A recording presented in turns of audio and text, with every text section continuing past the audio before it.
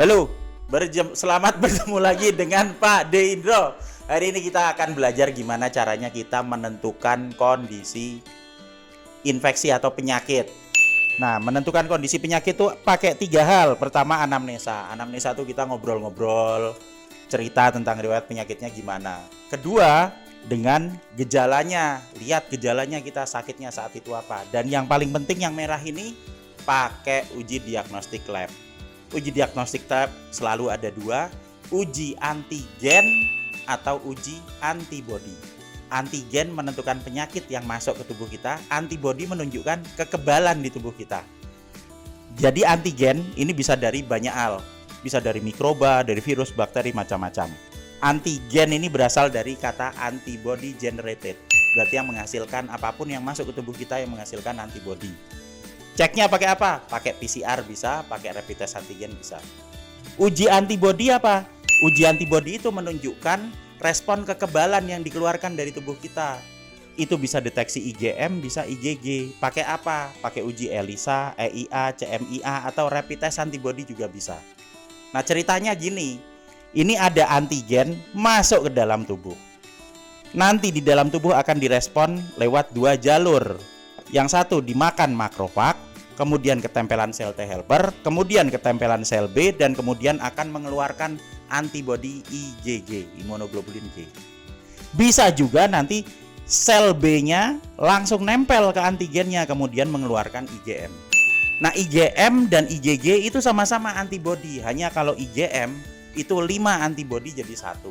Kalau IgG antibodinya cuma 1. Pada saat infeksi awal, yang keluar pertama kali IgM. Setelah itu, setelah mulai kenal, baru yang keluar IgG. Ingat, IgM itu ukurannya 5 kali lipat lebih besar daripada IgG, daripada antibodi. Makanya pas waktu infeksi pertama, badan kita sakit karena harus mengeluarkan energi lebih besar untuk memproduksi IgM. Ini ada tabel grafiknya. Ini 7 hari, 14 hari, 21, 35, dan seterusnya. Pada saat awal infeksi, nanti antigennya tinggi. Kemudian pada saat nanti IgM-nya sudah mulai naik, antibodinya akan turun. Nah, setelah IgM-nya naik, nanti berangsur-angsur dia akan turun. Karena IgM itu dia umurnya tidak lama. Tapi kemudian setelah mulai makrofag makan antigennya, maka nanti IgG-nya mulai naik. Jadi di sini ada grafik di bawah ini, ada tabel di bawah, tabel sederhana. Kalau antigennya positif, IgM-nya positif, menunjukkan infeksi awal. Pada saat nanti antigennya positif-positif, kemudian IgM-nya positif, IgG positif, atau IgM-nya negatif, IgG-nya positif, menunjukkan apa? Kekebalan tubuh kita kerja. Tubuh kita bisa melawan virusnya sampai nanti antigennya negatif dan IgG-nya positif, menunjukkan kondisi tubuh kita sembuh dan juga kita sudah kebal terhadap antigen yang masuk. Dan ingat, yang menghancurkan antigen itu bukan antibodi. Yang menghancurkan antigen adalah makrofag.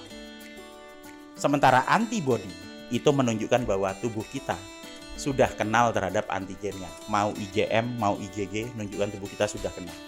Tapi yang menghancurkan antigen, apapun itu yang masuk ke tubuh kita, mau virus, mau bakteri, dan macam-macam, adalah makrofag.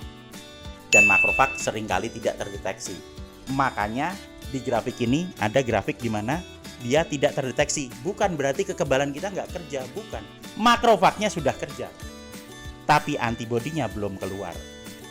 Sehingga bahkan pada saat nanti antigennya positif dan IgM atau IgG kita negatif, bukan berarti kita tidak kebal. Tubuh kita sudah menghancurkan virusnya, hanya masalahnya antibodinya yang belum terdeteksi. Dan tubuh kita pasti bisa menghancurkan virusnya. Dengan cara apa? Dengan cara memperkuat makrofag supaya nanti dia bisa menghasilkan IgG yang bagus, dengan cara memperkuat sel B sehingga dia nanti bisa menghasilkan sel B plasma yang bagus dan menghasilkan IgM yang bagus. Tubuh kita dibuat sempurna oleh Tuhan supaya kita bisa menghancurkan virus dan penyakit apapun yang masuk ke tubuh kita. Dan jangan pernah takut dengan hasil diagnosa yang menunjukkan kekebalan. Karena kalau hasilnya reaktif atau atau positif pada antibodi, itu menunjukkan bahwa tubuh kita bekerja melawan penyakitnya, bukan menunjukkan penyakitnya. Karena penyakitnya nanti akan hilang dan akan jadi negatif seiring dengan kerja makrofag dan sel B yang nanti akan membantu menghancurkan antigen apapun yang masuk ke dalam tubuh kita.